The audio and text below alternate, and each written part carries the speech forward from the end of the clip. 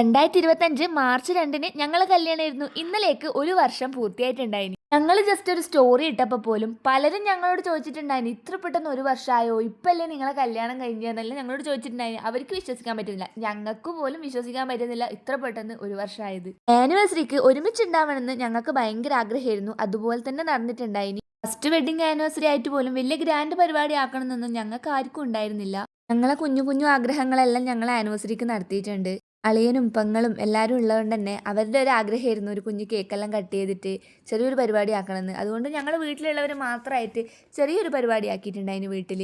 ആനിവേഴ്സറിക്ക് 2 ദിവസം മുന്നേ ഞങ്ങൾ അങ്ങോട്ടും ഇങ്ങോട്ടും ഗിഫ്റ്റ് ചെയ്ത ഡ്രസ്സാണ് ഞങ്ങൾ ഇട്ടിട്ടുണ്ടായിരുന്നു. അതിനുശേഷം ഞങ്ങൾ ഗിഫ്റ്റ് ഒന്നും കൊടുക്കുന്നില്ല എന്ന് പ്ലാൻ ചെയ്തിരുന്നെങ്കിലും ഞാൻ കണ്ടുവച്ച ഒരു വാച്ചും ഒരു ഡ്രയറും ഒരു സ്ട്രൈറ്റ്നറും എനിക്ക് ഏട്ടൻ ഗിഫ്റ്റ് ചെയ്തിട്ടുണ്ടായിരുന്നു. പക്ഷെ ഞാൻ കൊടുത്ത ഗിഫ്റ്റ് ഏട്ടൻ ഒട്ടും പ്രതീക്ഷിച്ചിട്ടുണ്ടായിട്ടില്ല. കുഞ്ഞു മുത്തപ്പനെയും വലിയ മുത്തപ്പനെയും സ്വർണ്ണത്തിൽ കൊത്തിയൊരു കാശി കോയിൻ ലോക്കറ്റാണ് ഞാൻ കൊടുത്തിട്ടുണ്ടായിനി. അത് കഴിഞ്ഞിട്ടാണെങ്കിൽ ഏട്ടനും ഏച്ചിയും അമ്മയും അച്ഛനും എൻ്റെ അമ്മയും അച്ഛനും എല്ലാവരും ഞങ്ങൾക്ക് ഗിഫ്റ്റ് ചെയ്തിട്ടുണ്ടായിന്. ആ ഗിഫ്റ്റെല്ലാം തുറന്ന് നോക്കലും ഇട്ട് നോക്കലല്ലായിരുന്നു പിന്നീട് ഉണ്ടായത്. അത് കഴിഞ്ഞിട്ട് ഞങ്ങൾ എല്ലാവരും ഭക്ഷണം കഴിച്ചതിന് ശേഷം ഞങ്ങൾ എൻ്റെ വീട്ടിലേക്ക് ഒന്ന് പോയിട്ടുണ്ടായിന്. ഇതാണ് ഞാൻ ഏട്ടന് കൊടുത്ത ലോക്കറ്റ്. അപ്പോൾ ഓക്കെ ഗൈസ്, ബൈ.